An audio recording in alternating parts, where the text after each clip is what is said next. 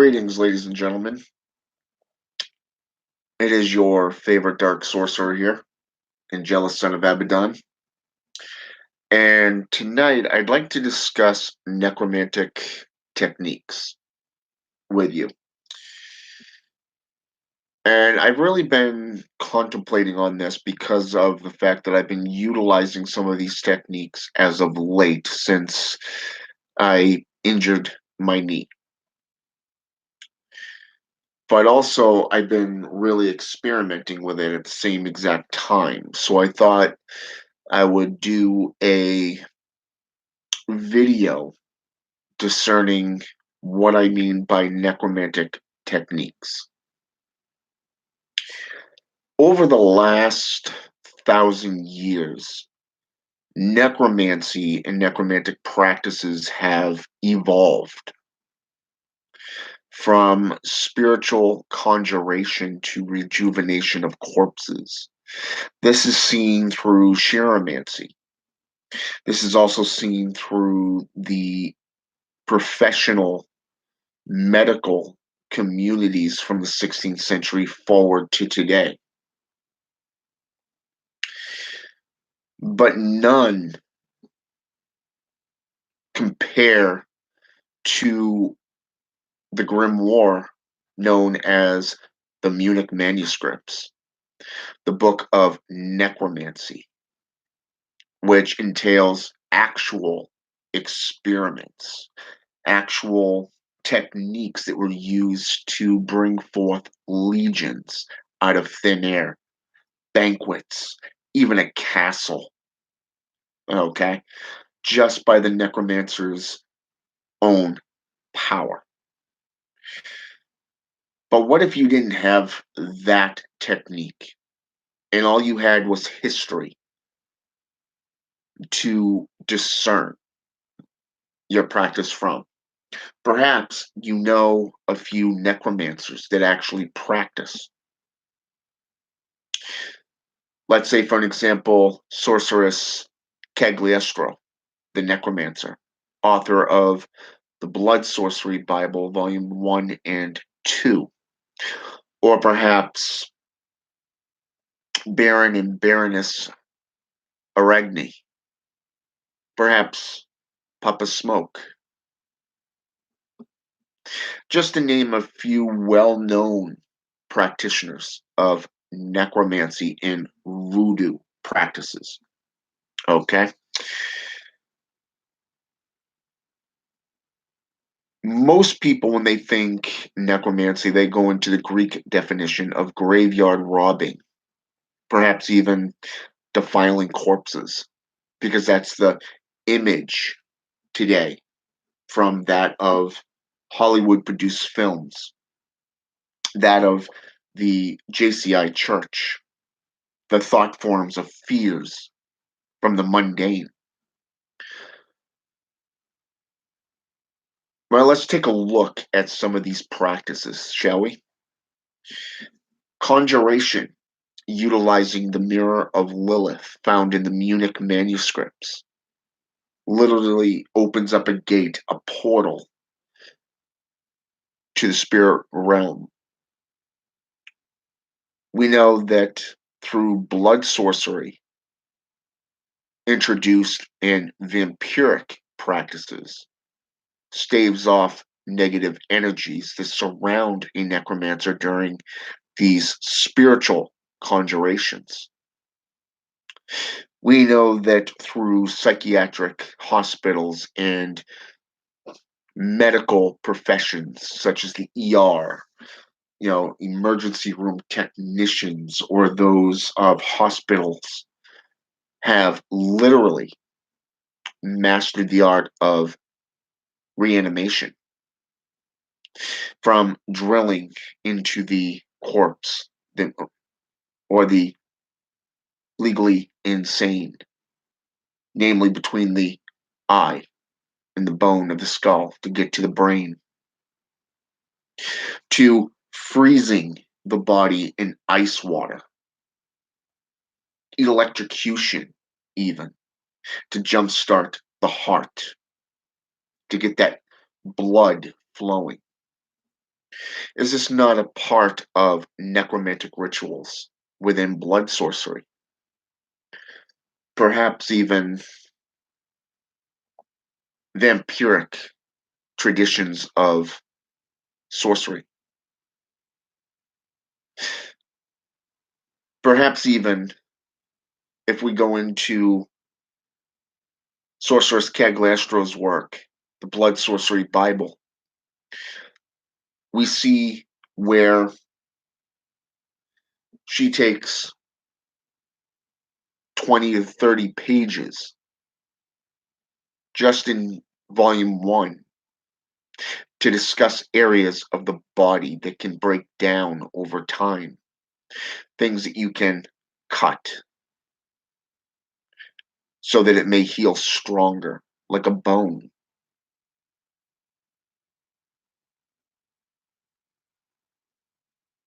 safely, professionally, even, because she is a medical professional after all. But then you have the necromantic practices of chiromancy, where you utilize the clothing of an ancestor, perhaps an ancestral line, to contact that species, that being, that individual, that disincarnate. Palo Mayumbi, utilizing the clothes of your dead relative, brings you closer to that individual who's passed on. You see, some even like Baron and Baroness Aragni, Aragni Services, they utilize photos. They do a lot of research on who they're summoning, who they're trying to get in touch with to work with. They even have built a spirit box. In Palo, in Santeria, it's known as the Naganga. In voodoo, or even basic Wiccan and pagan practices, you're dealing with traditions or gods and goddesses of death that you petition to open up these portals to, to bring these individuals into your world. 1,000 years ago, necromancy was associated with shamanism. It was closely related to shamanism, where both have one foot in the spiritual and the other in reality, the better both worlds. They were counselors, priests, magi, and sorcerers and sorceresses. But if you go back to one point in general, no matter what topic throughout history that you get into, every single tradition, every single region of the world deals with necromancy on a whole nother level from the others. The Aztecs were spectacular in this area. They'd offer up a fresh human heart to their god, Supe, perhaps Inti, the sun god, depending if they were a light worker or a dark. Blood sorcery if they were druid. Perhaps a dark priest working with the Book of the Dead from Egyptian mythology. But here's the kicker. If you get into Tibetan Book of the Dead, death follows life and life follows death. It is the balance, the harmony that must be fed, respected. But what about Sumerian? You take their meaning of fire and ice. You see, when I said shamanism, I was referring to herbalism, spiritualism in general. Egyptian dealt with alchemical processes. You see what I mean by similarities, but also differences. But what if you use this technique of fire and ice? You see, in the Bronze Age, the first dynasty of either Egyptian, Middle Eastern, such as Babylonia, Sumeria, Akkadian, none was more feared weapon-wise than that of the Sumerians. Why? Because they had mastered fire and ice. It's how they heated the metals up and then cooled them down rapidly, forging a very strong weapon. But what if you could take method, this method of fire and ice, and utilize it within a medical aspect?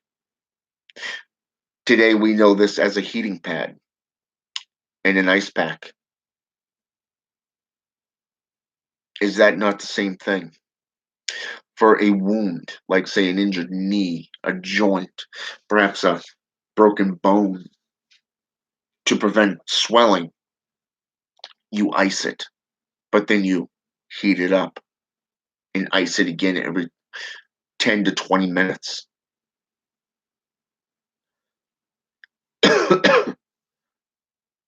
Is it not the same thing? It is. Lately, I've been working a lot with Zazazel from the Mazajira Cabal system, the buried king, lord of Caractères. He was a necromancer. The story goes that he was a necromancer who ascended and became one of the Blighten. Now, if a practitioner, a person, could become a practitioner who can ascend to godhood, is this not a form of evolution, self-evolution, knowledge? And is that not what the occult stands for? The hidden knowledge, the gnosis, that hidden, unseen forces that a practitioner can wield. Over 30 years, I've seen a lot. Hell, even I've done a few of these things. But I've never come across anything so potent as a system as that of the Mazajira Cabal system. But still, it gets me thinking the more I delve into it. Every one of these traditions that I've been practicing seems to delve back into European style traditions, mostly around Germanic, European, Welsh, Icelandic, Gaelic, Scottish,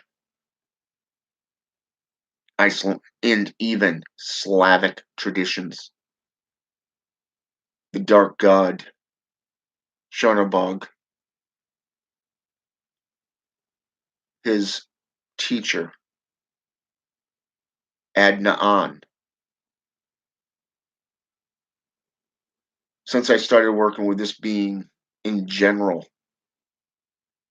a lot of things have been just happening.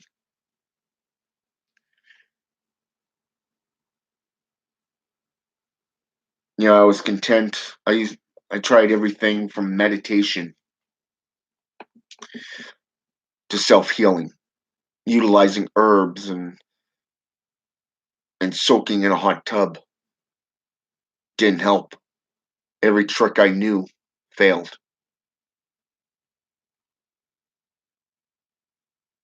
Started wearing my knee brace, didn't help. And then for some reason the other day, night before last, I was in my altar room meditating. I had called on Cornerbog. I had called on the witches of the depths, the vile witch known as Zashira, the Draconic, the Dralith, Zazazel. And before I knew it, I was thinking about Blood Sorcery Volume 1. The same techniques that she used, Sorceress Cagliostro used in her depictions of cutting, bloodletting, to help strengthen a body part, a limb, getting ridding oneself of that weakness. And how blood sorcery was introduced back in the 1500s into necromantic practices to stave off the Klapothic tree of death energies known as Da'ath. I found that very interesting and how it just came into my mind. And I started thinking about the Sumerian fire and ice method. What if one could utilize those energies, direct them, much like one directing energy currents outside of yourself? Say with the pointing of a finger or the athame blade. And I started thinking about this, the ritual death, because that's the ultimate goal, is to put the mind and the body into alignment, to seek out your own resting place, your own soul, but to heal yourself. I look at the different systems in the JCI. They utilize tears as a way to relinquish that pain back out into the world. Dark sorcerers utilize black candles as a representation of the void, focusing that energy, that current into the void through that black candle. But what if you could direct that to a specific goal, those energies, to kill inflammation of a knee joint? Perhaps the way you calm your heart and your mind through focusing your will, could you not direct the same thing to that injured limb?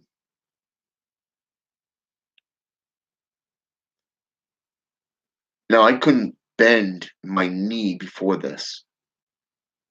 Now I've got it to a point where it's about 25% bendable, but I still have to use my own hands to move it the rest of the way because or when I stand up, I have to stand there for a few seconds and let it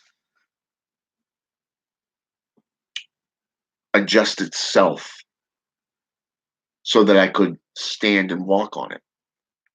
Still painful, swollen. But what if you could do this? Knowing that it's inflammation and bruising of this joint and the tendons around it, like the bursa or the stabilizing tendons, the four stabilizing tendons. But then you have that ACL, which weaves its way through. If all of these are infected with this inflammation, this bruise, this massive bruise, knowing that drinking fluids like to flush it out of your system, taking things like aspirin, herbalism is not only a way to thin the blood, but pain relievers like ibuprofen or Tylenol is a way to reduce that inflammation and that pain that you'd have in such a manner that is similar to the fire and ice method of the Sumerians in making and forging their weapons. Perhaps it's because I've worked with Zazazel or Azazel, so, Azazel, the ancient darkness, for so long, off and on over the last years, the last few years. And now over the last year, I've been working with Zazazel, the buried king, things that he's brought to the table that I've been paying attention to. And now working with the dark god, the teachers of the grimoire. Now, personally, I haven't seen the grimoire, even though I've seen a ritualized death of myself. But since I started working with Adnaan, certain thoughts have come into my mind, and I started applying it.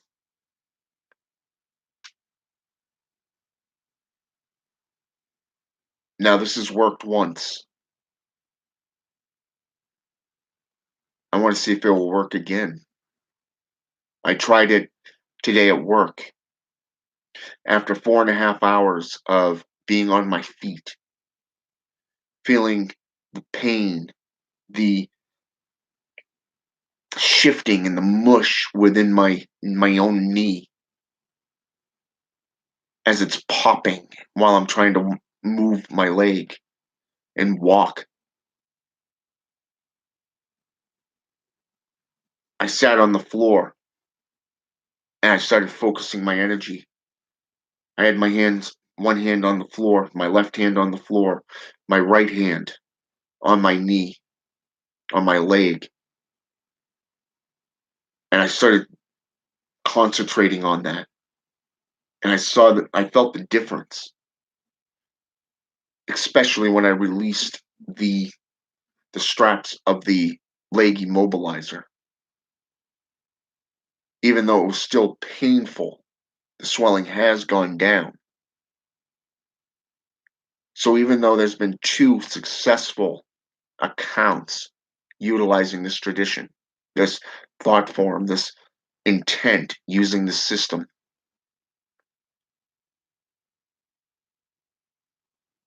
is working. So therefore it's successful.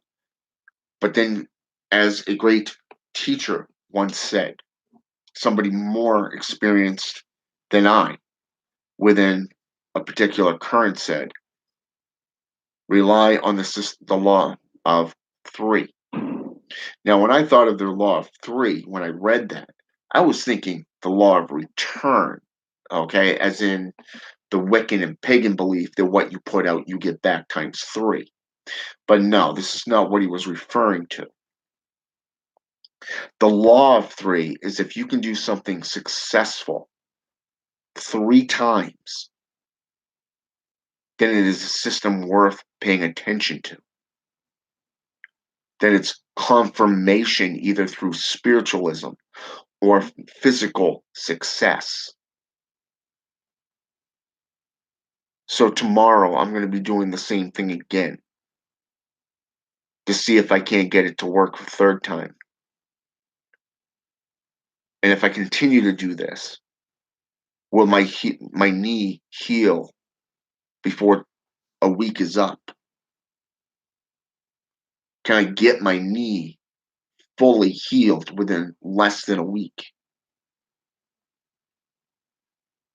You see, the doctor gave me 2 weeks. 2 weeks. But even my son's mother said, "You can do it in a week," because she knows me. I heal fast. Even with the severity of this injury, my mind is set. The goal is complete healing, and I'm willing to go the distance to experiment with this within the necromantic currents, the vampiric currents.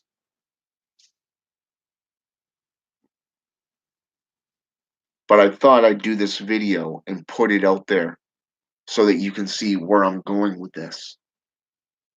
And if something like this is going on in your life, maybe, just maybe, you can do it too. You know, maybe you can get it to work for you in the same fashion. Or perhaps you may be able to refine it to a more beneficial system for you. Either way, this one's going kind of slow, but it's working. And it's all energy manipulation. It is that energy transference, directing the energy from, say, for an example, a metal stand and transferring that stability to a directed location, such as a knee joint, perhaps even a bone, and taking that pain and all that inflammation in one setting, small doses, and directing it right back into that metal stand. You see, while the right hand is able to direct positive give and take scenarios, the left hand is more personalized self gratification. So if you use that left hand to direct that energy out of you because it's for your own personal gain, personal self preservation, would that not bring you self gratification as well? Knowing that you are doing something that's good for you, but also can benefit somebody else? You see the point, but you also see the benefits of this. But I wanted to bring you this personally, kind of give you the sense of the experimentations that I'm doing and where it's going from me. So I hope it's helped you out a lot. I hope it's been educational, enlightening even. So with that said, I want to thank Alpha and Lord Hades for jumping on here with me tonight. And I'll keep you up to date on this experiment and to show you where it's going and its benefits, but also its negative side effects. So far, I haven't seen much negativity in it, but it doesn't mean it won't be down the line. There always is. There's always that other shoe to drop. And then you have to rethink certain aspects and try to counteract it. It's always that way in magic, unfortunately, but it is the way it is. You gotta take the good with the bad. So with that said, have a good night. Until next time, I'm out.